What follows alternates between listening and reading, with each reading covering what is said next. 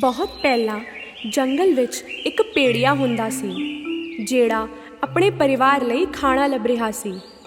ਜੰਗਲ ਵਿੱਚ ਉਹਨੂੰ ਇੱਕ ਆਵਾਜ਼ ਸੁਣਾਈ ਦਿੱਤੀ। ਲੱਭਣ ਤੇ ਉਹਨੂੰ ਝਾੜੀਆਂ ਦੇ ਪਿੱਛੇ ਇੱਕ ਛੋਟਾ ਜਿਹਾ ਜਵਾਕ ਮਿਲਿਆ। ਇਹ ਤਾਂ ਮਨੁੱਖ ਦਾ ਬੱਚਾ ਹੈ, ਭੇੜੀਆ ਚੌਂਕ ਕੇ ਬੋਲਿਆ। ਉਹ ਉਸ ਜਵਾਕ ਨੂੰ ਘਰ ਲੈ ਗਿਆ ਉਹਦੀ ਰੱਖਿਆ ਕਰਨ ਲਈ।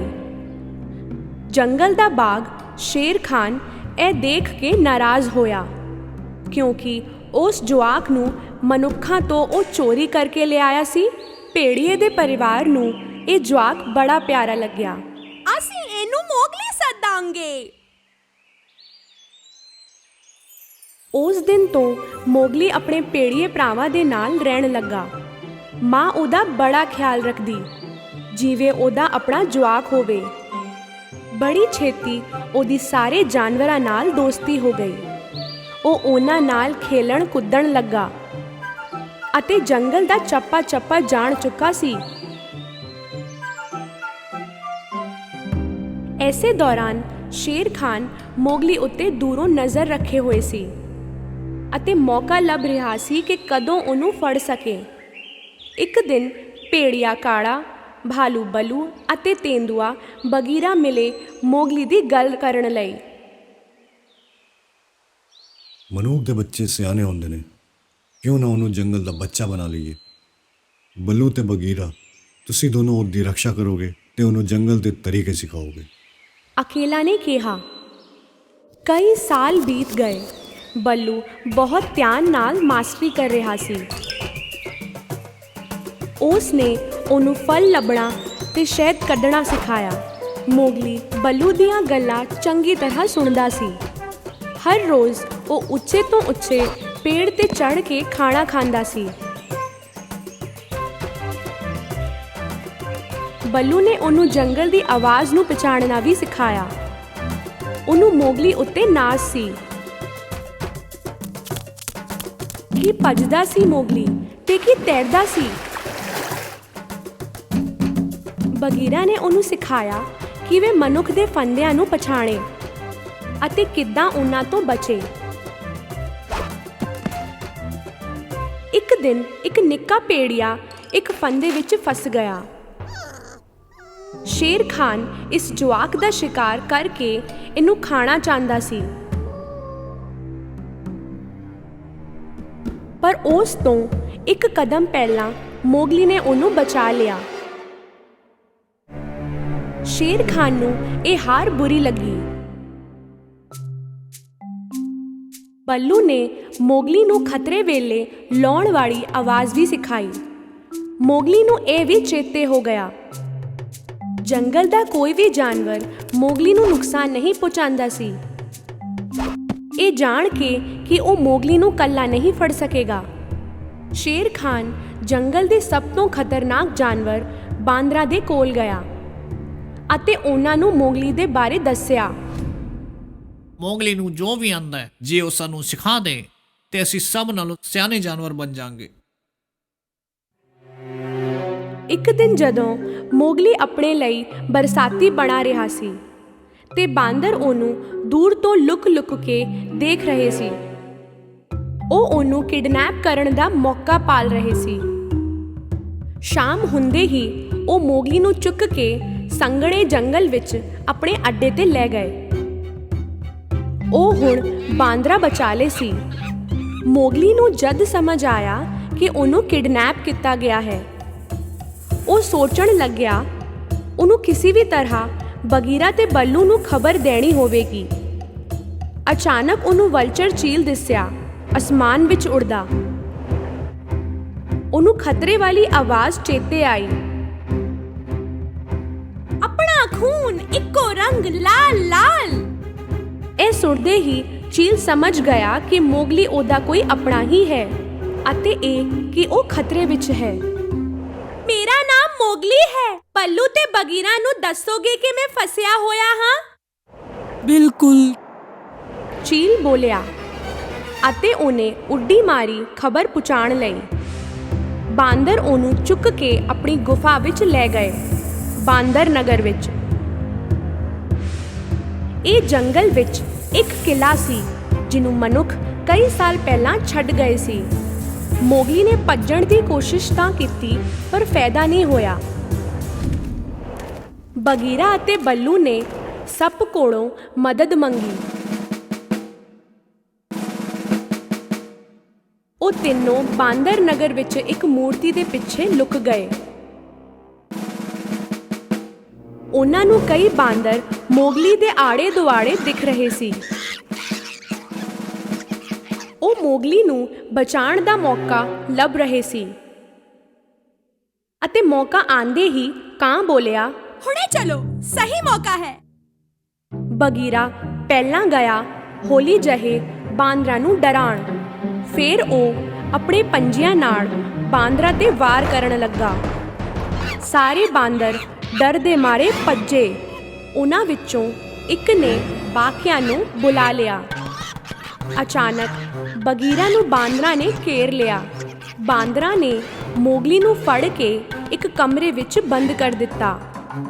ਮੋਗਲੀ ਨੂੰ ਬਗੀਰਾ ਦੇ ਲੜਨ ਦੀ ਆਵਾਜ਼ ਆ ਰਹੀ ਸੀ। ਉਹਨੂੰ ਚੇਤੇ ਸੀ ਕਿ ਖੰਡਰ ਦੇ ਥੱਲੇ ਪਾਣੀ ਦਾ ਕੁੰਡ ਹੈ ਅਤੇ ਉਹਨੂੰ ਇਹ ਵੀ ਪਤਾ ਸੀ ਕਿ ਬਾਂਦਰ ਪਾਣੀ ਤੋਂ ਡਰਦੇ ਨੇ। ਬਗੀਰਾ, ਛੇਤੀ ਪਾਣੀ ਵਿੱਚ ਛਾਲ ਮਾਰ। ਹੁਣ ਬੱਲੂ ਨੂੰ ਵੀ ਬਾਂਦਰਾਂ ਨੇ ਘੇਰ ਲਿਆ। ਬੱਲੂ ਆਪਣੇ ਨੂੰ ਬਚਾਉਣ ਲਈ ਆਪਣੇ ਪੰਜਿਆਂ ਨਾਲ ਲੜ ਰਿਹਾ ਸੀ। ਉਹ ਚੰਗਾ ਲੜ ਰਿਹਾ ਸੀ ਪਰ ਬਾਂਦਰ ਬਹੁਤ ਜ਼ਿਆਦਾ ਸੀ ਅਤੇ ਬੱਲੂ ਕੱਲਾ ਪੈ ਗਿਆ। ਉਧਰ ਬਗੀਰਾ ਪਾਣੀ ਵਿੱਚ ਬੇਬਸ ਸੀ। ਆਪਣੇ ਦੋਸਤ ਦੀ ਮਦਦ ਨਹੀਂ ਕਰ ਪਾ ਰਿਹਾ ਸੀ। ਬੱਲੂ ਬਾਂਦਰਾਂ ਵਿੱਚ ਉਲਝਿਆ ਹੋਇਆ ਸੀ ਕਿ ਕਾਂ ਉੱਥੇ ਆਇਆ। ਕਾਂ ਨੇ ਆਪਣੀ ਪੂੰਛ ਨਾਲ ਬਾਂਦਰਾਂ ਨੂੰ ਚਪੇੜ ਮਾਰੀ ਅਤੇ ਉਹ ਸਾਰੇ ਭੱਜੇ। ਬਾਂਦਰ ਕਾਂ ਕੋਲੋਂ ਹਮੇਸ਼ਾ ਡਰਦੇ ਸੀ।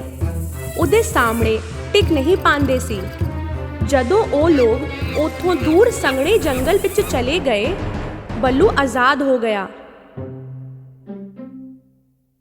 ਫਿਰ ਕਾਂ ਨੇ ਆਪਣੀ ਫੂਕ ਮਾਰੀ ਅਤੇ ਬਾਂਦਰ ਸਾਰੇ ਸੁੰਨ ਹੋ ਗਏ। ਉਹਨਾਂ ਦੀ ਆਵਾਜ਼ ਬੰਦ ਹੋ ਗਈ ਅਤੇ ਇੱਕਦਮ ਸੰਨਾਟਾ ਹੋ ਗਿਆ। ਮੌਕੇ ਦਾ ਫਾਇਦਾ ਚੁੱਕਦੇ ਹੋਏ ਬਗੀਰਾ ਪਾਣੀ ਤੋਂ ਬਾਹਰ ਨਿਕਲਿਆ। ਮੋਗਲੀ ਉਸ ਕਮਰੇ ਚੋਂ ਚਿল্ਲਾਇਆ, ਮੈਂ ਇੱਥੇ ਹਾਂ, ਇਸ ਕਮਰੇ ਵਿੱਚ। ਕਾਂ ਨੇ ਆਪਣੀ ਪੂੰਛ ਦੇ ਕੇ ਮਾਰੀ ਅਤੇ ਕੰਧ ਡਿੱਗ ਪਏ ਅਤੇ ਮੋਗਲੀ ਛਾਲ ਮਾਰ ਕੇ ਬਾਹਰ ਆਇਆ। ਬੱਲੂ ਨੇ ਉਹਨੂੰ ਗਲੇ ਲਾ ਲਿਆ। ਤੂੰ ਠੀਕ ਤਾਂ ਹੈ ਨਾ ਮੋਗਲੀ? ਹਾਂ, ਠੀਕ ਹਾਂ, ਪਰ ਭੁੱਖ ਲੱਗੀ ਹੈ ਬੜੀ। ਤੁਸੀਂ ਸਾਰਿਆਂ ਨੇ ਆਪਣੀ ਨਾ ਸੋਚ ਕੇ ਮੇਰੀ ਜਾਨ ਬਚਾਈ। ਤੁਸੀਂ ਨਾ ਹੁੰਦੇ ਤਾਂ ਇਹ ਨਾ ਹੁੰਦਾ। Thank you. ਮੋਗਲੀ, ਬੱਲੂ ਤੇ ਬਗੀਰਾ ਕਾਂ ਨੂੰ ਬਾਏ ਕਹਿ ਕੇ ਘਰ ਵੱਲ ਤੁਰ ਪਏ। ਹੁਣ ਸ਼ੇਰ ਖਾਨ ਨੂੰ ਇਹ ਗੱਲ ਸਮਝ ਆ ਗਈ ਕਿ ਜਿਹਦੇ ਰਿਸ਼ਤੇ ਇੰਨੇ ਮਜ਼ਬੂਤ ਹੋਣ ਉਹ ਉਹਨੂੰ ਸੱਟ ਨਹੀਂ ਪੁਜਾ ਸਕਦਾ। ਉਹ ਆਪਣੇ ਘਰ ਨੂੰ ਪਰਤ ਗਿਆ, ਫੇਰ ਨਹੀਂ ਮੁੜਿਆ। ਕਈ ਸਾਲ ਲੰਘ ਗਏ ਅਤੇ ਮੋਗਲੀ ਇੱਕ ਗੱਭਰੂ ਜਵਾਨ ਬਣ ਗਿਆ ਸੀ। ਇੱਕ ਦਿਨ ਉਹ ਮਨੁੱਖਾਂ ਦੇ ਪਿੰਡ ਦੇ ਨੇੜੇ ਗਿਆ। ਉਹਨੂੰ ਇੱਕ ਜਨਾਨੀ ਦਿਸੀ ਜਿਨੇ ਉਹਨੂੰ ਪਛਾਣ ਲਿਆ। ਇਹ ਉਹ ਪੁੱਤਰ ਸੀ ਜਿਹਨੂੰ ਇੱਕ ਬਾਘ ਨੇ ਕਈ ਸਾਲ ਪਹਿਲਾਂ ਖੋਹ ਲਿਆ ਸੀ। ਉਹਨੇ ਉਹ ਜਵਾਕ ਮੋਗਲੀ ਨੂੰ ਦੇ ਦਿੱਤਾ। ਮੋਗਲੀ ਚੌਂਕ ਗਿਆ ਕਿਉਂਕਿ ਇਹ ਜਵਾਕ ਬਿਲਕੁਲ ਬਚਪਨ ਦਾ ਮੋਗਲੀ ਲੱਗਦਾ ਸੀ। ਤਾਂ ਉਹਨੂੰ ਸਮਝ ਆਇਆ ਕਿ ਉਹ ਜਵਾਕ ਉਹਦਾ ਭਰਾ ਅਤੇ ਉਹ ਜਨਾਨੀ ਉਹਦੀ ਮਾਂ ਹੈ। ਬੱਲੂ, ਬਗੀਰਾ ਅਤੇ ਕਾਂ ਉਹਨਾਂ ਨੂੰ ਦੇਖ ਰਹੇ ਸੀ। ਹੁਣ ਤੁਸੀਂ ਆਪਣੇ ਪਰਿਵਾਰ ਨਾਲ ਰਹਿ ਸਕਦੇ ਹੋ ਮੋਗਲੀ। ਲੋੜ ਹੋਵੇ ਜੇ ਸਾਡੀ ਮਹਿਸੂਸ ਤਾਂ ਆਵਾਜ਼ ਦੇ ਦੀ ਬਸ। ਤੁਸੀਂ ਸਾਡੇ ਭਰਾ ਹੋ, ਇੰਨਾ ਭੁੱਲੇ ਕਦੀ। Good bye Mowgli. ਉਹਦੇ ਦੋਸਤਾਂ ਨੇ ਉਹਦੇ ਤੋਂ ਵਿਦਾ ਲਿੱਤੀ ਅਤੇ ਮੋਗਲੀ ਆਪਣੇ ਇਸ ਪਰਿਵਾਰ ਨਾਲ ਖੁਸ਼ੀ-ਖੁਸ਼ੀ ਰਿਹਾ। ਪਰ ਉਹ ਆਪਣੇ ਜੰਗਲ ਦੇ ਉਸ ਪਰਿਵਾਰ ਨੂੰ ਕਦੇ ਨਹੀਂ ਭੁੱਲਿਆ ਜਿਨ੍ਹਾਂ ਨਾਲ ਪਿਆਰ ਦਾ ਰਿਸ਼ਤਾ ਸੀ।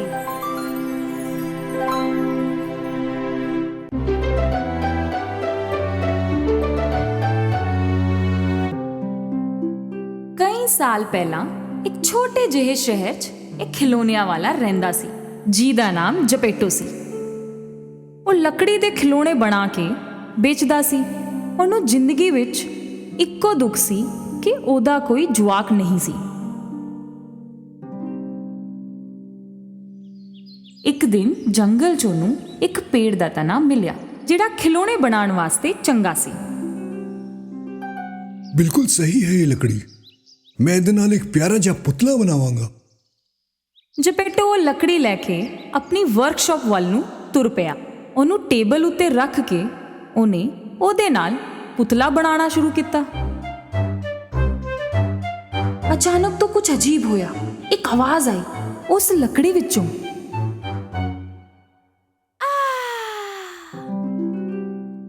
ਪਹਿਲਾਂ ਤਾਂ ਜਪੇਟੋ ਚੌਂਕ ਗਿਆ, ਪਰ ਫਿਰ ਉਹਨੂੰ ਲੱਗਿਆ ਕਿ ਉਹਨੇ ਗਲਤ ਸੁਣਿਆ ਤੇ ਉਹਨੇ ਪੁਤਲਾ ਬਣਾਉਣਾ ਚਾਲੂ ਰੱਖਿਆ।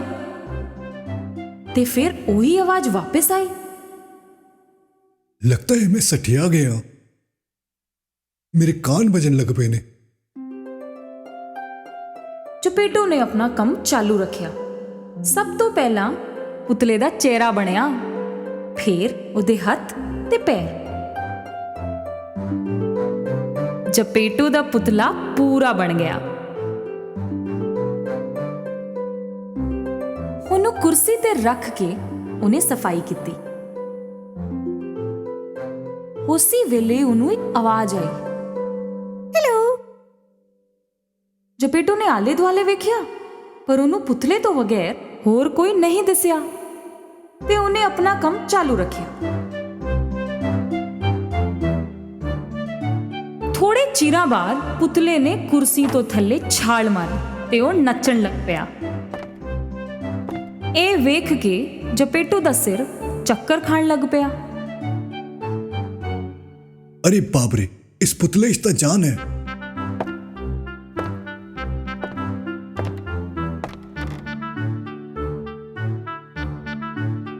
ਜਪੇਟੋ ਨੇ ਉਹਨੂੰ ਚੁੱਕਿਆ। हुन तो तेरा नाम पिनोकियो है बच्चे। ਜਪੇਟੋ ਤੇ ਪਿਨੋਕਿਓ ਖੁਸ਼ੀ-ਖੁਸ਼ੀ ਰਹਿਣ ਲੱਗੇ। ਪਿਨੋਕਿਓ ਦੇ ਸਕੂਲ ਜਾਣ ਦਾ ਸਮੇਂ ਹੋ ਗਿਆ ਸੀ, ਪਰ ਜਪੇਟੋ ਕੋਲ ਉਹਦੀ ਸਟੇਸ਼ਨਰੀ ਵਾਸਤੇ ਪੈਸੇ ਨਹੀਂ ਸੀ। ਇਸ ਕਰਕੇ ਜਪੇਟੋ ਨੇ ਆਪਣਾ ਕੋਟ ਵੇਚ ਕੇ ਉਹਦੇ ਪੈਸੇ ਪਿਨੋਕਿਓ ਨੂੰ ਦੇ ਦਿੱਤੇ। ਪਿਨੋਕਿਓ ਉਹਨਾਂ ਪੈਸਿਆਂ ਨਾਲ ਸਕੂਲ ਵੱਲ ਤੁਰ ਪਿਆ।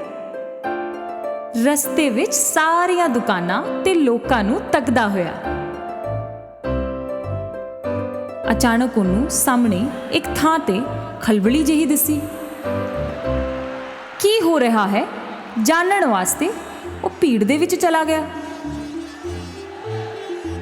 ਤੇ ਆਸਾਨੀ ਨਾਲ ਦੂਜੇ ਪਾਰ ਪਹੁੰਚ ਗਿਆ। ਨਿੱਕਾ ਜਿਹਾ ਸੀ ਨਾ, ਉਸ ਪਾਰ ਸੀ ਇੱਕ ਰੰਗ ਬਿਰੰਗਾ ਵੱਡਾ ਸਾਰਾ ਟੈਂਟ, ਸਰਕਸ ਟੈਂਟ। ਉੱਥੇ ਇੱਕ ਜੋਕਰ ਟਿਕਟ ਲੈਣ ਲਈ ਲੋਕਾਂ ਨੂੰ ਸੱਦਾ ਦੇ ਰਿਹਾ ਸੀ। ਪਿਨੋਕਿਓ ਨੂੰ ਵੇਖਣਾ ਸੀ ਕਿ ਅੰਦਰ ਹੈ ਕੀ, ਪਰ ਉਸ ਜੋਕਰ ਨੇ ਉਹਨੂੰ ਰੋਕ ਲਿਆ ਤੇ ਕਿਹਾ, ਬਿਨ ਪੈਸੇ ਦਿੱਤੇ ਅੰਦਰ ਨਹੀਂ ਜਾ ਸਕਦਾ ਤੂੰ। ਪਿਨੋਕਿਓ ਨੂੰ ਉਹਨਾਂ ਪੈਸਿਆਂ ਦਾ ਚੇਤਾ ਆਇਆ ਜਿਹੜੇ ਜਪੇਟੋ ਨੇ ਉਹਨੂੰ ਸਕੂਲ ਵਾਸਤੇ ਦਿੱਤੇ ਸੀ। ਪੈਸੇ ਹੈਗੇ ਮੇਰੇ ਕੋਲ।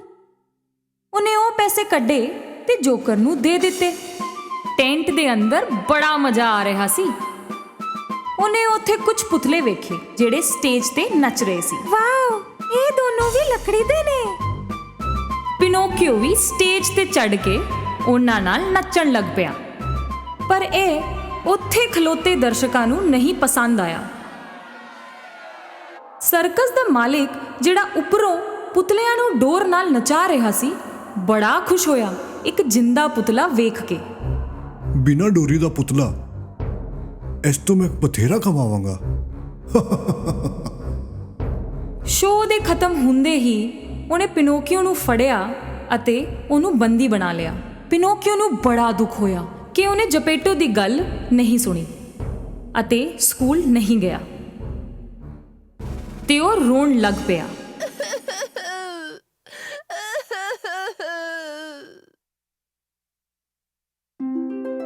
ਪਿਨੋਕਿਓ ਨੂੰ ਇਸ ਤਰ੍ਹਾਂ ਅਫਸੋਸ ਕਰਦੇ ਹੋਏ ਵੇਖ ਇੱਕ ਫੇਰੀ ਉੱਥੇ ਆਈ। ਤੈਨੂੰ ਆਪਣੇ ਪਾਪਾ ਦੀ ਗੱਲ ਮੰਨਣੀ ਚਾਹੀਦੀ ਸੀ, ਪਰ ਤੈਨੂੰ ਆਪਣੀ ਗਲਤੀ ਦਾ ਅਹਿਸਾਸ ਤਾਂ ਹੈ, ਇਸ ਕਰਕੇ ਮੈਂ ਤੈਨੂੰ ਇੱਥੋਂ ਕੱਢੂੰਗੀ, ਪਰ ਉਹੀ ਗਲਤੀ ਫੇਰ ਨਾ ਕਰੀ। ਪਿਨੋਕੀਓ ਬਹੁਤ ਖੁਸ਼ ਸੀ। ਉਹਨੇ ਆਪਣੇ ਹੰਝੂ ਪੁੰਝੇ। ਪਰ ਹੁਣ ਮੇਰੇ ਕੋਲ ਕੋਈ ਪੈਸੇ ਨਹੀਂ ਹੈ, ਮੈਂ ਸਕੂਲ ਕਿਵੇਂ ਜਾਵਾਂਗਾ? ਫੈਰੀ ਨੇ ਜਾਦੂ ਕੀਤਾ ਤੇ ਪਿਨੋਕੀਓ ਤੇ ਹੱਥ 'ਚ ਪੈਸੇ ਆ ਗਏ। ਇਹਨਾਂ ਪੈਸਿਆਂ ਦਾ ਗਲਤ ਇਸਤੇਮਾਲ ਨਾ ਕਰੀ, ਹੁਣ ਸਿੱਧਾ ਸਕੂਲ ਜਾ। ਫੈਰੀ ਨੇ ਉਹਨੂੰ ਸਰਕਸ ਤੋਂ ਛੁਡਾ ਲਿਆ। ਖੁਸ਼ੀ ਨਾਲ ਝੂਮਦੇ ਗਾਉਂਦੇ ਪਿਨੋਕੀਓ ਸਕੂਲ ਵੱਲ ਤੁਰ ਪਿਆ।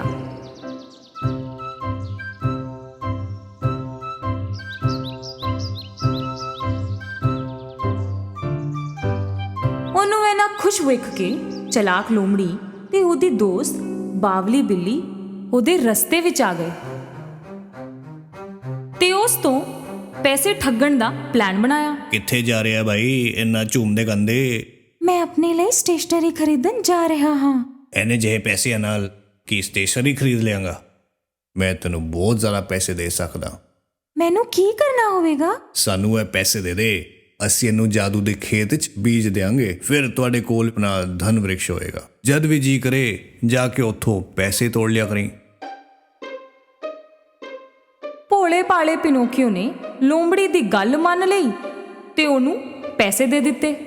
ਪੈਸੇ ਲੈ ਕੇ ਲੋਮੜੀ ਤੇ ਬਿੱਲੀ ਉੜਨਛੂ ਹੋ ਗਏ।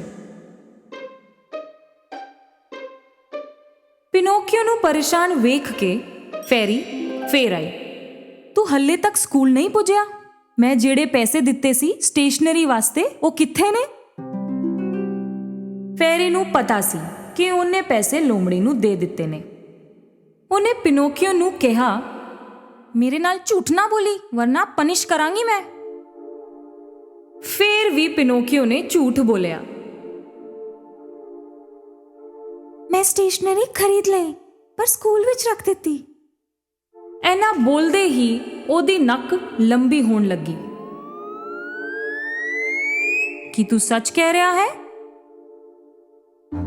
ਜਿਵੇਂ ਜਿਵੇਂ ਉਹ ਝੂਠ ਬੋਲਦਾ ਗਿਆ, ਉਹਦੀ ਨੱਕ ਹੋਰ ਲੰਬੀ ਹੁੰਦੀ ਗਈ, ਐਨੀ ਲੰਬੀ ਕਿ ਸਿਰ ਹਿਲਾਣਾ ਮੁਸ਼ਕਿਲ ਹੋ ਗਿਆ ਸੀ।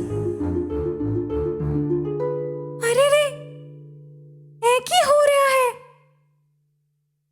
ਫਿਰ ਉਹਨੇ ਫੇਰੀ ਨੂੰ ਸੱਚ-ਸੱਚ ਸਭ ਦੱਸ ਦਿੱਤਾ ਕਿ ਕੀ ਹੋਇਆ ਸੀ। ਪਿਨੋਕੀਓ ਨੇ ਸੱਚਾਈ ਦਾ ਰਸਤਾ ਚੁਣਿਆ, ਇਸ ਕਰਕੇ ਫੇਰੀ ਨੇ ਉਹਦੀ ਨੱਕ ਠੀਕ ਕਰ ਦਿੱਤੀ। ਮੈਂ ਤੈਨੂੰ ਮਾਫ ਕੀਤਾ ਕਿਉਂਕਿ ਤੂੰ ਸੱਚ ਬੋਲਿਆ।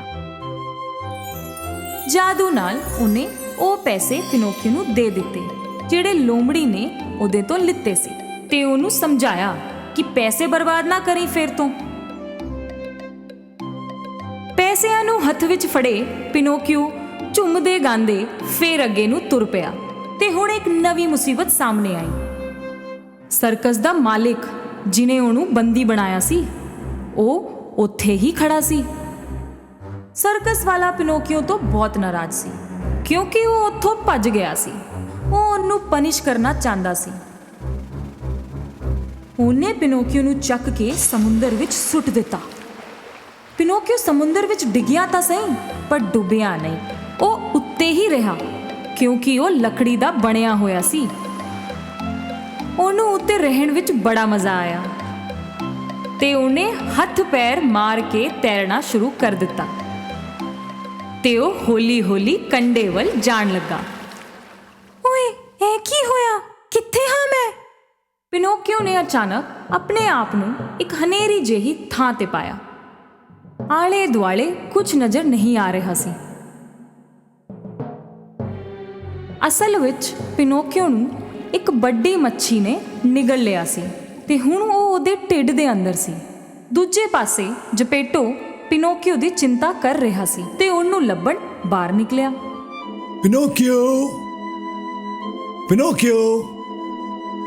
ਅਖੀਰ ਵਿੱਚ ਉਹ ਉੱਥੇ ਪਹੁੰਚ ਗਿਆ ਜਿੱਥੋਂ ਪਿਨੋਕੀਓ ਨੂੰ ਸਮੁੰਦਰ ਵਿੱਚ ਸੁੱਟਿਆ ਗਿਆ ਸੀ। ਉੱਥੇ ਮਛੁਆਰਿਆਂ ਤੋਂ ਪੁੱਛਿਆ ਕਿ ਮੇਰਾ ਪੁੱਤਰ ਦਿਸਿਆ ਕਿਤੇ ਤੁਹਾਨੂੰ? ਇੱਕ ਮਛੁਆਰੇ ਨੂੰ ਪਤਾ ਸੀ ਉਸ ਮੁੰਡੇ ਦੇ ਬਾਰੇ। ਉਹਨੇ ਕਿਹਾ ਕਿ ਉਹ ਸਮੁੰਦਰ ਵਿੱਚ ਡਿੱਗ ਗਿਆ ਸੀ। ਜਪੇਟੋ ਨੇ ਉਹਨਾਂ ਕੋਲੋਂ ਮਦਦ ਮੰਗੀ। ਉਹਨਾਂ ਨੂੰ ਪਤਾ ਸੀ ਕਿ ਜਪੇਟੋ ਇੱਕ ਚੰਗਾ ਬੰਦਾ ਹੈ। ਉਹ ਤਿਆਰ ਹੋ ਗਏ ਉਹਦੀ ਮਦਦ ਲਈ। ਜਪੇਟੋ ਨੂੰ ਉਹਨਾਂ ਨੇ ਇੱਕ ਨਿੱਕੀ ਕਿਸ਼ਤੀ ਦੇ ਦਿੱਤੀ ਪਿਨੋਕੀਓ ਨੂੰ ਬਚਾਉਣ ਵਾਸਤੇ। ਜਪੇਟੋ ਕਿਸ਼ਤੀ ਲੈ ਕੇ ਸਮੁੰਦਰ ਵਿੱਚ ਜਾਣ ਲੱਗ ਪਿਆ। ਥੋੜੀ ਦੇਰ ਬਾਅਦ ਇੱਕ ਭਿਅੰਕਰ ਤੂਫਾਨ ਆ ਗਿਆ। ਇਸ ਨਿੱਕੀ ਜਿਹੀ ਕਿਸ਼ਤੀ ਤੋਂ ਉਹਨਾਂ ਵੱਡੀਆਂ ਲਹਿਰਾਂ ਦਾ ਸਾਹਮਣਾ ਨਹੀਂ ਕੀਤਾ ਗਿਆ ਤੇ ਉਹ ਡੁੱਬ ਗਈ। ਤੇ ਜਪੇਟੋ ਅਚਾਨਕ ਸਮੁੰਦਰ ਦੇ ਪਾਣੀ ਵਿੱਚ ਸੀ। ਜਪੇਟੋ ਦੀ ਉਮਰ ਕਾਫੀ ਜ਼ਿਆਦਾ ਸੀ ਤੇ ਉਹਨੂੰ ਤੈਰਨਾ ਵੀ ਨਹੀਂ ਆਉਂਦਾ ਸੀ। ਉਹ ਡੂੰਘੇ ਸਮੁੰਦਰ ਵਿੱਚ ਡੁੱਬਣ ਲੱਗਿਆ। ਉਸੇ ਵੇਲੇ ਜਿਹੜੀ ਵੱਡੀ ਮੱਛੀ ਨੇ ਪਿਨੋਕੀਓ ਨੂੰ ਨਿਗਲ ਲਿਆ ਸੀ, ਉਹਨੇ ਹੀ ਜਪੇਟੋ ਨੂੰ ਵੀ ਨਿਗਲ ਲਿਆ। ਜਪੇਟੋ ਉਹਦੇ ਗਲੇ ਵਿੱਚੋਂ ਉਤਰ ਕੇ ਸਿੱਧਾ ਢਿੱਡ ਵਿੱਚ ਡਿੱਗਿਆ ਤੇ ਉਹਨੂੰ ਇੱਕ ਜਵਾਕ ਦੇ ਰੋਣ ਦੀ ਆਵਾਜ਼ ਆਈ। ਉਹਨੇ ਇਹ ਆਵਾਜ਼ ਇੱਕਦਮ ਪਛਾਣ ਲਈ। पिनोकियो मेरे बच्चे, तू मिल गया आखिर। कितना परेशान सी मैं। ਆਪਣੇ ਪਾਪਾ ਦੀ ਆਵਾਜ਼ ਸੁਣ ਕੇ ਪਿਨੋਕੀਓ ਰੋਂਦੇ ਹੋਏ ਉਹਨਾਂ ਨੂੰ ਗਲੇ ਮਿਲਿਆ। ਸੌਰੀ ਪਾਪਾ, ਮੈਂ ਤੁਹਾਡੀ ਗੱਲ ਨਹੀਂ ਮੰਨੀ। ਮੈਨੂੰ ਮਾਫ ਕਰ ਦਿਵੋ। ਹੁਣ ਤੋਂ ਮੈਂ ਹਮੇਸ਼ਾ ਤੁਹਾਡੀ ਗੱਲ ਮੰਨਾਂਗਾ। ਇਹ ਵੇਖ ਕੇ ਕਿ ਇਸ ਬਾਰੇ ਪਿਨੋਕੀਓ ਸੱਚੀ ਹੀ ਭੈੜਾ ਮਹਿਸੂਸ ਕਰ ਰਿਹਾ ਸੀ, ਫੈਰੀ ਨੇ ਉਹਨਾਂ ਦੋਨਾਂ ਨੂੰ ਬਚਾਉਣ ਦੀ ਸੋਚੀ। ਫੈਰੀ ਨੇ ਉਹਨਾਂ ਨੂੰ ਮੱਛੀ ਦੇ ਢਿੱਡ ਵਿੱਚੋਂ ਕੱਢ ਕੇ ਕੰਢੇ ਤੇ ਪੁਜਾ ਦਿੱਤਾ। ਉਸ ਦਿਨ ਤੋਂ ਪਿਨੋਕੀਓ ਬੜਾ ਸਿਆਣਾ ਹੋ ਗਿਆ ਤੇ ਹਮੇਸ਼ਾ ਆਪਣੇ ਪਾਪਾ ਦੀ ਸੁਣਦਾ। ਹਰ ਰੋਜ਼ ਉਹ ਸਕੂਲ ਜਾਂਦਾ ਤੇ ਸਕੂਲ ਤੋਂ ਬਾਅਦ ਪਾਪਾ ਦੀ ਮਦਦ ਕਰਦਾ। ਫੈਰੀ ਨੇ ਵੇਖਿਆ ਕਿ ਪਿਨੋਕੀਓ ਨੇ ਆਪਣੇ ਆਪ ਨੂੰ ਕਿੰਨਾ ਚੰਗਾ ਜਵਾਕ ਬਣਾਇਆ ਤੇ ਉਹਨੂੰ ਇਨਾਮ ਦੇਣ ਦੀ ਸੋਚੀ। ਇੱਕ ਰਾਤ ਜਦੋਂ ਪਿਨੋਕੀਓ ਸੋ ਰਿਹਾ ਸੀ, ਫੈਰੀ ਨੇ ਪਿਨੋਕੀਓ ਉੱਤੇ ਜਾਦੂ ਕੀਤਾ। ਸਵੇਰਾ ਹੁੰਦੇ ਹੀ ਪਿਨੋਕੀਓ ਸਕੂਲ ਜਾਣ ਲਈ ਤਿਆਰ ਹੋਣ ਵਾਸਤੇ ਉੱਠਿਆ। ਉੱਠਦੇ ਸਮੇਂ ਉਹਨੂੰ ਮਹਿਸੂਸ ਹੋਇਆ ਕਿ ਕੁਝ ਵੱਖਰਾ ਹੈ। ਉਹਨੇ ਆਪਣੇ ਹੱਥ ਵੇਖੇ, ਫਿਰ ਬਾਕੀ ਸਰੀਰ ਨੂੰ ਵੇਖਿਆ। ਉਹ ਚੌਂਕ ਗਿਆ। ਉਹ ਹੁਣ ਲੱਕੜੀ ਦਾ ਨਹੀਂ ਰਿਹਾ, ਉਹ ਸਾਰਿਆਂ ਮਨੁੱਖਾਂ ਵਰਗਾ ਸੀ। ਉਹਦਾ ਦੀ ਚਮੜੀ ਸੀ। ਉਹ ਛਾਲ ਮਾਰ ਕੇ ਆਪਣੇ ਪਾਪਾ ਕੋਲ ਗਿਆ। ਪਾਪਾ, ਮੈਨੂੰ ਵੇਖੋ। ਆਪਣੇ ਪੁੱਤਰ ਨੂੰ ਪੂਰੀ ਤਰ੍ਹਾਂ ਇਨਸਾਨ ਬਣਿਆ ਵੇਖ ਜਪੇਟੋ ਬਹੁਤ ਖੁਸ਼ ਹੋਇਆ। अरे वाह, हुण तू पूरी तरह मेरा पुत्र है। ਪਾਪਾ ਪੁੱਤਰ ਦੋਨੋਂ ਗਲੇ ਮਿਲੇ, ਅੱਖਾਂ ਵਿੱਚ ਹੰਝੂ ਭਰ ਕੇ ਖੁਸ਼ੀਆਂ ਦੇ। ਪਿਨੋਕੀਓ ਨੇ ਫੇਰ ਕਦੀ ਝੂਠ ਨਹੀਂ ਬੋਲਿਆ ਤੇ ਉਹਦੀ ਨੱਕ ਜਿੱਦਾਂ ਸੀ ਉਦਾਂ ਹੀ ਰਹੀ। ਸਾਡੀ ਪਿਆਰੀ ਜਲਪਰੀ। ਡੂੰਘੇ ਮਹਾਸਾਗਰਾਂ ਵਿੱਚ ਬਹੁਤ ਕੁਝ ਲੁਕਿਆ ਸੀ ਜਿਹਦੇ ਬਾਰੇ ਵਿੱਚ ਕੋਈ ਨਹੀਂ ਜਾਣਦਾ ਸੀ। ਵੱਡੀਆਂ ਵੱਡੀਆਂ ਵੇਲਸ, ਸ਼ਰਾਰਤੀ ਹੋਈਆਂ ਡੌਲਫਿਨਸ ਅਤੇ ਰੇਨਬੋ ਦੇ ਹਰ ਕਲਰ ਦੀਆਂ ਮੱਛੀਆਂ।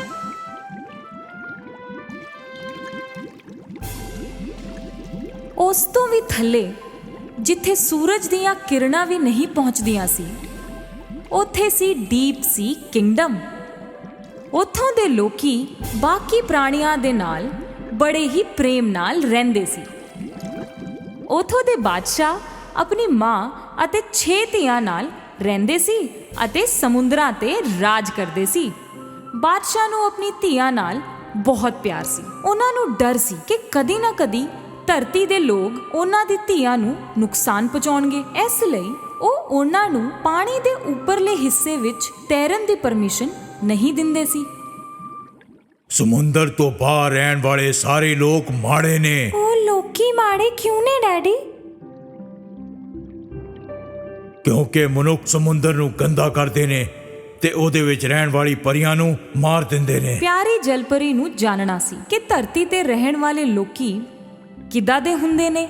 ਉਹਦੀਆਂ ਭੈਣਾਂ ਤੋਂ ਸੁਣੀਆਂ ਕਹਾਣੀਆਂ ਕਾਫੀ ਨਹੀਂ ਸੀ। ਉਹਦੀ ਬੇਬੇ ਵੀ ਉਹਨੂੰ ਮਨੁੱਖਾਂ ਤੋਂ ਦੂਰ ਰਹਿਣ ਲਈ ਕਹਿੰਦੀ ਰਹਿੰਦੀ ਸੀ। ਉਹ ਸਮੁੰਦਰ ਦੇ ਗੇਟ ਤੋਂ ਬਾਹਰ ਤਾਂ ਹੀ ਜਾ ਸਕਦੀ ਸੀ ਜਦੋਂ ਉਹ ਰਾਜਕੁਮਾਰੀ ਬਣ ਜਾਵੇ ਅਤੇ ਆਪਣੀ ਭੈਣਾਂ ਜਿੰਨੀ ਵੱਡੀ ਹੋ ਜਾਵੇ। ਪਿਆਰੀ ਜਲਪਰੀ ਨੇ ਆਪਣੀ ਭੈਣਾਂ ਨੂੰ ਬਾਹਰ ਜਾਂਦੇ ਹੋਏ ਵੇਖ ਕੇ ਇਹ ਮਿੱਥ ਲਿਆ ਕਿ ਉਹ ਵੀ ਜਾਵੇਗੀ। ਪਰ ਕਿੱਦਾਂ? ਉਹ ਡਾਲਫਿਨ ਦੇ ਨਾਲ ਗਈ ਹਿਮਰਨਵੇਲ ਨੂੰ ਮਿਲਣ, ਕਿਉਂਕਿ ਹਿਮਰਨ ਨੂੰ ਗੇਟ ਦੇ ਅੰਦਰ ਬਾਹਰ ਹੋਣ ਦੀ ਪੂਰੀ ਆਜ਼ਾਦੀ ਸੀ। ਉਹਨੇ ਹਿਮਰਨ ਨੂੰ ਆਪਣਾ ਪਲਾਨ ਦੱਸਿਆ। ਭਰਾ, ਬਾਦਸ਼ਾਹ ਨਾਲ ਕੌਣ ਪੰਗਾ ਲਵੇਗਾ? ਪਰ ਹਿਮਰਨ ਮੰਨਣ ਨੂੰ ਤਿਆਰ ਨਹੀਂ ਸੀ। ਪਰ ਫੇਰ ਉਹਨੂੰ ਉਹਦੇ ਹਾਲਾਤ ਤੇ ਤਰਸ ਆ ਗਿਆ ਅਤੇ ਉਹਦੀ ਮਦਦ ਕਰਨ ਲਈ ਤਿਆਰ ਹੋ ਗਿਆ। ਹਿਮਰਨ ਅਤੇ ਡਾਲਫਿਨ ਸੀ ਗੇਟ ਤੇ ਗਏ। ਉਹਨਾਂ ਨੂੰ ਵੇਖ ਕੇ ਗਾਰਡ ਨੇ ਉਹਨਾਂ ਨੂੰ ਜਾਣ ਦਿੱਤਾ ਬਿਨਾਂ ਕਿਸੇ ਸਵਾਲ ਦੇ। ਉੱਥੋਂ ਕਾਫੀ ਦੂਰ ਜਾ ਕੇ ਹਿਮਰਨ ਨੇ ਆਪਣਾ ਵੱਡਾ ਸਾਰਾ ਮੂੰਹ ਖੋਲ੍ਹਿਆ ਅਤੇ ਅੰਦਰੋਂ ਨਿਕਲੀ ਸਾਡੀ ਪਿਆਰੀ ਜਲਪਰੀ ਏਰੀਅਲ।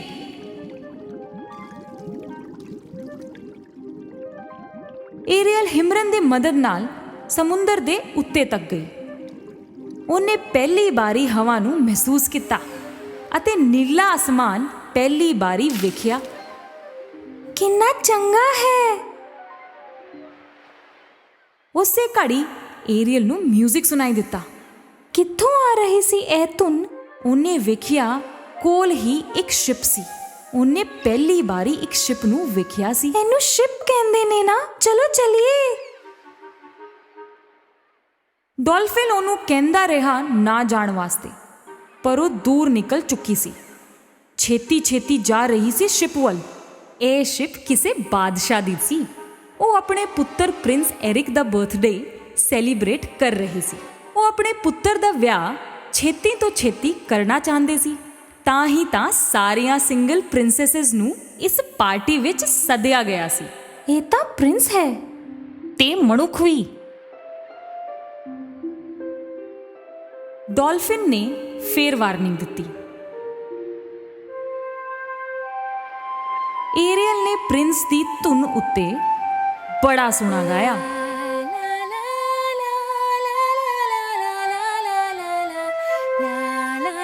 ਪ੍ਰਿੰਸ ਨੂੰ ਆਵਾਜ਼ ਬਹੁਤ ਚੰਗੀ ਲੱਗੀ, ਪਰ ਇਹ ਆ ਕਿੱਥੋਂ ਰਹੀ ਹੈ?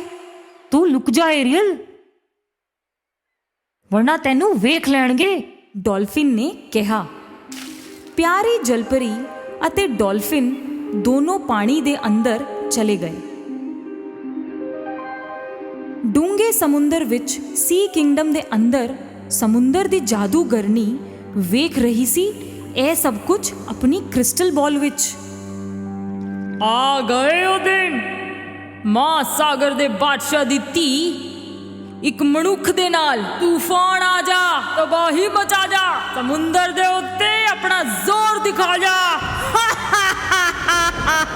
ਜਾਦੂਗਰਨੀ ਦੇ ਏਦਾਂ ਕਹਿੰਦੇ ਹੀ ਖਤਰਨਾਕ ਲਹਿਰਾਂ ਪ੍ਰਿੰਸ ਦੇ ਸ਼ਿਪ ਵੱਲ ਨੂੰ ਤੁਰਨ ਲੱਗ ਪਈਆਂ ਅਤੇ ਉਹ ਪੱਥਰਾਂ ਵੱਲ ਜਾਣ ਲੱਗ ਪਈ। ਪਿਆਰੀ ਜਲਪਰੀ ਨੂੰ ਇਹ ਵੇਖ ਕੇ ਬਹੁਤ ਫਿਕਰ ਹੋਣ ਲੱਗੀ। ਇਹ ਸ਼ਿਪ ਤਾਂ ਟਕਰਾ ਕੇ ਟੁੱਟ ਕੇ ਡੁੱਬ ਜਾਵੇਗੀ। ਸਾਨੂੰ ਉਹਨਾਂ ਦੀ ਮਦਦ ਕਰਨੀ ਚਾਹੀਦੀ ਹੈ।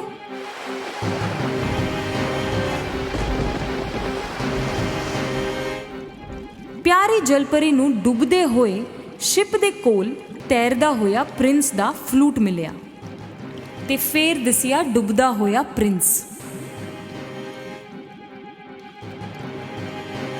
ਉਹ ਉਹਨੂੰ ਹੱਥਾਂ ਨਾਲ ਖਿੱਚ ਕੇ ਤੈਰਦੇ ਹੋਏ ਸੀ ਸ਼ੋਰ ਤੱਕ ਲੈ ਆਂਦੀ ਹੈ। ਉੱਠ ਜਾਓ, ਪਲੀਜ਼ ਉੱਠ ਜਾਓ। ਪ੍ਰਿੰਸ ਨੂੰ ਹੋਸ਼ ਆਂਦਾ ਹੈ ਤੇ ਉਹ ਹੌਲੀ-ਹੌਲੀ ਆਪਣੀਆਂ ਅੱਖਾਂ ਖੋਲਦਾ ਹੈ। ਤੁਸੀਂ ਜਿੰਦਾ ਹੋ। ਪਿਆਰੀ ਜਲਪਰੀ ਨੇ ਖੁਸ਼ ਹੋ ਕੇ ਕਿਹਾ। ਦੂਰੋਂ ਇੱਕ ਕੁੱਤੇ ਦੇ ਭੌਂਕਣ ਦੀ ਆਵਾਜ਼ ਸੁਣ ਕੇ ਉਹਨੂੰ ਖਿਆਲ ਆਇਆ ਕਿ ਉਹ ਕਿੱਥੇ ਹੈ ਅਤੇ ਉਹਨੇ ਸਮੁੰਦਰ ਵਿੱਚ ਛਾਲ ਮਾਰ ਦਿੱਤੀ। ਪ੍ਰਿੰਸ ਦਾ ਇੱਕ ਹੈਲਪਰ ਅਤੇ ਇੱਕ ਪ੍ਰਿੰਸੈਸ ਉੱਥੇ ਆਏ ਉਹਨੂੰ ਲੱਭਦੇ ਹੋਏ। ਮੈਨੂੰ ਇੱਕ ਕੁੜੀ ਨੇ ਬਚਾਇਆ। ਮੈਂ ਉਹਦੀ ਆਵਾਜ਼ ਪਹਿਲਾਂ ਵੀ ਸੁਣੀ ਸੀ। ਉਹਦੀ ਆਵਾਜ਼ ਬਹੁਤ ਸੋਹਣੀ ਸੀ।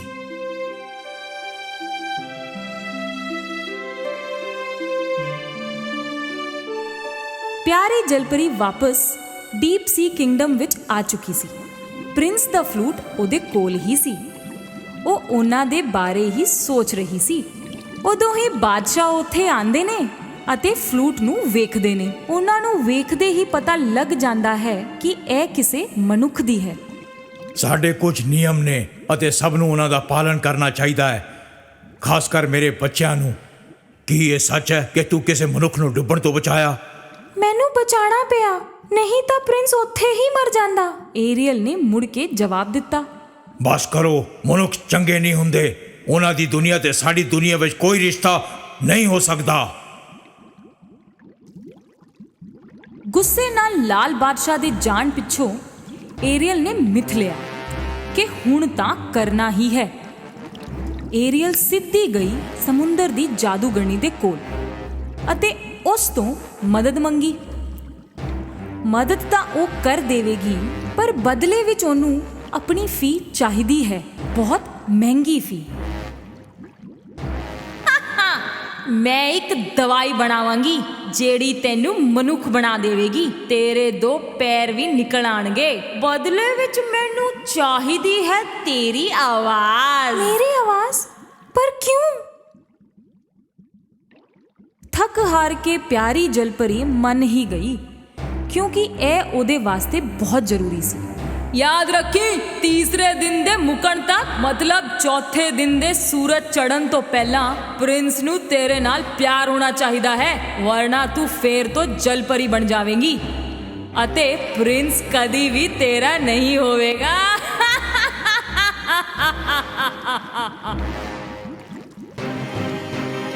ਏਰੀਅਲ ਉਹ ਦਵਾਈ ਘੁੱਟ-ਘੁੱਟ ਕਰਕੇ ਪੀ ਗਈ। ਉਹ ਸਮੁੰਦਰ ਦੇ ਉੱਤੇ ਨੂੰ ਤੈਰ ਕੇ ਜਾਣ ਲੱਗੀ। ਹੌਲੀ-ਹੌਲੀ ਉਹਦੇ ਪੈਰ ਨਿਕਲ ਆਏ, ਬਿਲਕੁਲ ਮਨੁੱਖਾਂ ਵਰਗੇ। ਡੌਲਫਿਨ ਦੇ ਨਾਲ ਉਹ ਸੀ ਸ਼ੋਰ ਤੇ ਪਹੁੰਚੀ। ਉਹਦੇ ਉੱਥੇ ਆਂਦੇ ਹੀ ਪ੍ਰਿੰਸ ਦੀ ਨਜ਼ਰ ਉਹਦੇ ਉੱਤੇ ਪਈ ਤੇ ਉਹ ਉਹਦੇ ਕੋਲ ਆਇਆ।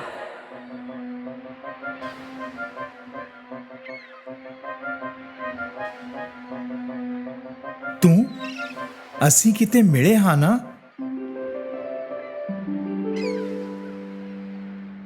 ਏਰੀਅਲ ਕੁਝ ਬੋਲ ਨਹੀਂ ਸਕਦੀ ਸੀ, ਪਰ ਉਹਨੇ ਪ੍ਰਿੰਸ ਨੂੰ ਉਹਦਾ ਫਲੂਟ ਜ਼ਰੂਰ ਦਿੱਤਾ। ਪ੍ਰਿੰਸ ਨੇ ਉਸ ਦਿਨ ਵਾਲੀ ਧੁਨ ਫੇਰ ਬਜਾਈ। ਏਰੀਅਲ ਨੇ ਇਸ਼ਾਰਾ ਕੀਤਾ ਕਿ ਉਸ ਨੇ ਇਹ ਧੁਨ ਪਹਿਲਾਂ ਵੀ ਸੁਣੀ ਹੈ। ਇਹੀ ਧੁਨ ਵਜਾਉਂਦੇ ਹੋਏ ਮੈਂ ਤੁਹਾਨੂੰ ਵੇਖਿਆ ਸੀ, ਤੁਹਾਡੀ ਆਵਾਜ਼ ਸੁਣੀ ਸੀ ਅਤੇ ਫਿਰ ਤੁਸੀਂ ਮੈਨੂੰ ਡੁੱਬਣ ਤੋਂ ਬਚਾਇਆ ਸੀ। ਤੁਹਾਨੂੰ ਹੀ ਲੱਭ ਰਿਹਾ ਸੀ। ਪ੍ਰਿੰਸ ਨੂੰ ਪੱਕਾ ਯਕੀਨ ਸੀ ਕਿ ਉਹ ਕੁੜੀ ਏਰੀਅਲ ਹੀ ਸੀ ਜਿਸ ਨੇ ਉਹਨੂੰ ਬਚਾਇਆ ਸੀ, ਪਰ ਉਹ ਕੁੜੀ ਤਾਂ ਇੱਕ ਜਲਪਰੀ ਸੀ। ਉਹਦੀ ਬੜੀ ਸੋਹਣੀ ਆਵਾਜ਼ ਸੀ। ਏਰੀਅਲ ਵਿਚਾਰੀ ਚਾਹੁੰਦੀ ਤਾਂ ਸੀ, ਪਰ ਗੱਲ ਨਹੀਂ ਕਰ ਸਕੀ। ਮੈਨੂੰ ਲੱਗਿਆ ਤੂੰ ਇੱਕ ਜਲਪਰੀ ਹੈ। ਆਪਣੀ ਆਵਾਜ਼ ਤਾਂ ਉਹ ਜਾਦੂਗਰਨੀ ਨੂੰ ਦੇ ਆਈ ਸੀ। ਪ੍ਰਿੰਸ ਨੂੰ ਲੱਗਿਆ ਕਿ ਇਹ ਉਹ ਕੁੜੀ ਨਹੀਂ ਹੈ ਜਿਸ ਨੇ ਉਹਨੂੰ ਬਚਾਇਆ ਸੀ। ਫੇਰ ਵੀ ਉਹਨੇ ਉਹਦੀ ਮਦਦ ਕਰਨ ਲਈ ਸੋਚਿਆ। ਪ੍ਰਿੰਸ ਪਿਆਰੀ ਜਲਪਰੀ ਨੂੰ ਆਪਣੇ ਮਹਿਲ ਵਿੱਚ ਲੈ ਆਇਆ। ਬਾਦਸ਼ਾਹ ਨੇ ਵਿਆਹ ਦੀਆਂ ਤਿਆਰੀਆਂ ਕਰਨ ਦਾ ਹੁਕਮ ਦਿੱਤਾ। ਉਹ ਆਪਣੇ ਪੁੱਤਰ ਦਾ ਵਿਆਹ ਇੱਕ ਰਾਜਕੁਮਾਰੀ ਨਾਲ ਕਰਨ ਵਾਲਾ ਸੀ। ਵਿਚਾਰੀ ਪਿਆਰੀ ਜਲਪਰੀ ਹੁਣ ਚੁੱਪਚਾਪ ਵੇਖਣ ਤੋਂ ਇਲਾਵਾ ਕੁਝ ਕਰ ਵੀ ਨਹੀਂ ਸਕਦੀ ਸੀ। ਜਦ ਤੱਕ ਬੋਲੇ ਨਾ, ਪ੍ਰਿੰਸ ਨੂੰ ਪਤਾ ਕਿਵੇਂ ਲੱਗੇ? ਉਹਨੂੰ ਜਾਦੂਗਰਨੀ ਦੀ ਗੱਲ ਯਾਦ ਆਈ। ਯਾਦ ਰੱਖੀ, ਤੀਸਰੇ ਦਿਨ ਦੇ ਮੁੱਕਣ ਤੱਕ, ਮਤਲਬ ਚੌਥੇ ਦਿਨ ਦੇ ਸੂਰਜ ਚੜ੍ਹਨ ਤੋਂ ਪਹਿਲਾਂ ਪ੍ਰਿੰਸ ਨੂੰ ਤੇਰੇ ਨਾਲ ਪਿਆਰ ਹੋਣਾ ਚਾਹੀਦਾ ਹੈ, ਵਰਨਾ ਤੂੰ ਫੇਰ ਤੋਂ ਜਲਪਰੀ ਬਣ ਜਾਵੇਂਗੀ। ਵੇਖਦੇ ਵੇਖਦੇ ਪਹਿਲੇ 2 ਦਿਨ ਨਿਕਲ ਗਏ। ਹੁਣ ਤੀਸਰਾ ਦਿਨ ਆ ਗਿਆ। ਉਸੇ ਦਿਨ ਬਾਦਸ਼ਾਹ ਅਤੇ ਉਹਨਾਂ ਦੀ ਬੇਗਮ ਆਪਣੇ ਪੁੱਤਰ ਦਾ ਵਿਆਹ ਗੁਆਂਢ ਦੇ ਰਾਜ ਦੀ ਪ੍ਰਿੰਸੈਸ ਨਾਲ ਕਰਵਾਉਣ ਵਾਸਤੇ ਨਿਕਲ ਗਏ। ਵਿਚਾਰੀ ਏਰੀਅਲ ਬੋਲ ਹੀ ਨਹੀਂ ਸਕੀ ਪ੍ਰਿੰਸ ਨੂੰ ਕਿ ਉਹ ਉਹੀ ਹੈ ਜਿਹਨੂੰ ਉਹ ਲੱਭ ਰਿਹਾ ਸੀ। ਪ੍ਰਿੰਸ ਨੇ ਮੰਨ ਲਿਆ ਕਿ ਜੋ ਵੀ ਉਹਨੇ ਵੇਖਿਆ ਸੀ ਉਹ ਇੱਕ ਸੁਪਨਾ ਸੀ। ਏਰੀਅਲ ਨੂੰ ਸਿਰਫ ਇੱਕ ਹੀ ਆਸ ਸੀ, ਪ੍ਰਿੰਸ ਲਈ ਉਹਦੀ ਚਾਹਤ। ਚੌਥੇ ਦਿਨ ਦਾ ਸੂਰਜ ਚੜ੍ਹਨ ਵਾਲਾ ਸੀ। ਏਰੀਅਲ ਦਾ ਰੋਣਾ ਰੁਕ ਨਹੀਂ ਰਿਹਾ ਸੀ ਅਤੇ ਉਸੇ ਵੇਲੇ ਕੋਈ ਜਾਦੂ ਜਿਹਾ ਹੋਇਆ। ਪਹਿਲਾਂ ਉਹਦੀਆਂ ਸਭ ਭੈਣਾਂ ਆਈਆਂ ਅਤੇ ਫੇਰ ਆਈ ਬੇਬੇ। ਮੇਰੀ ਪਿਆਰੀ ਧੀਏ, ਅਸੀਂ ਇੱਥੇ ਆਏ ਹਾਂ ਉਸ ਜਾਦੂਗਰਨੀ ਦੀ ਕੈਦ ਵਿੱਚੋਂ ਤੈਨੂੰ ਬਾਹਰ ਕੱਢਣ ਵਾਸਤੇ।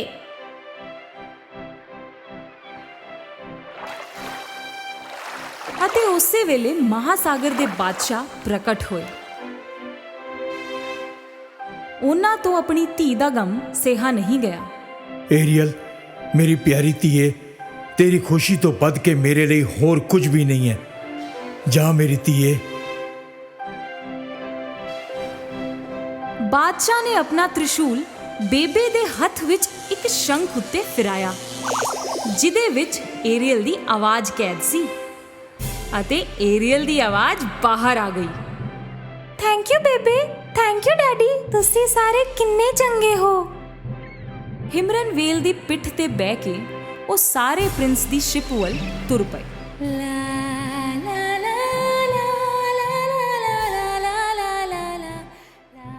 ਪ੍ਰਿੰਸ ਤੇ ਪ੍ਰਿੰਸੈਸ ਦਾ ਵਿਆਹ ਹੋਣ ਹੀ ਵਾਲਾ ਸੀ ਕਿ ਪ੍ਰਿੰਸ ਰੁਕ ਗਿਆ ਅਚਾਨਕ। ਉਹਨੂੰ ਜਲਪਰੀ ਦੀ ਮਿੱਠੀ ਆਵਾਜ਼ ਸੁਣਾਈ ਦਿੱਤੀ। ਉਹਨੂੰ ਆਪਣੇ ਵੱਲ ਆਂਦਾ ਵੇਖ ਕੇ ਪ੍ਰਿੰਸ ਨੇ ਬਿਨਾਂ ਰੁਕੇ ਸਮੁੰਦਰ ਵਿੱਚ ਛਾਲ ਮਾਰ ਦਿੱਤੀ।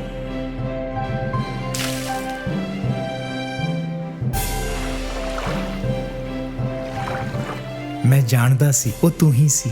ਆਪਣੇ ਦੋਸਤਾਂ ਅਤੇ ਆਪਣੇ ਪਰਿਵਾਰ ਦੀ ਮਦਦ ਨਾਲ ਏਰੀਅਲ ਨੂੰ ਉਹਦੀ ਆਵਾਜ਼ ਵਾਪਸ ਮਿਲ ਗਈ ਅਤੇ ਪ੍ਰਿੰਸ ਵੀ। ਪਰ ਹੁਣ ਉਹ ਜਲਪਰੀ ਨਹੀਂ ਸੀ, ਉਹ ਆਪਣੀ ਜ਼ਿੰਦਗੀ ਬਿਤਾਉਣ ਵਾਲੀ ਸੀ ਮਨੁੱਖ ਬਣ ਕੇ। ਏਰੀਅਲ ਤੇ ਪ੍ਰਿੰਸ ਦੀ ਦੁਨੀਆ ਬਸੀ, ਦੋਸਤੀ, ਸ਼ਾਂਤੀ ਅਤੇ ਪ੍ਰੇਮ ਦੇ ਸੁਨੇਹੇ ਦੇ ਨਾਲ, ਸਮੁੰਦਰ ਅਤੇ ਧਰਤੀ ਤੇ ਵਿਚਕਾਰ।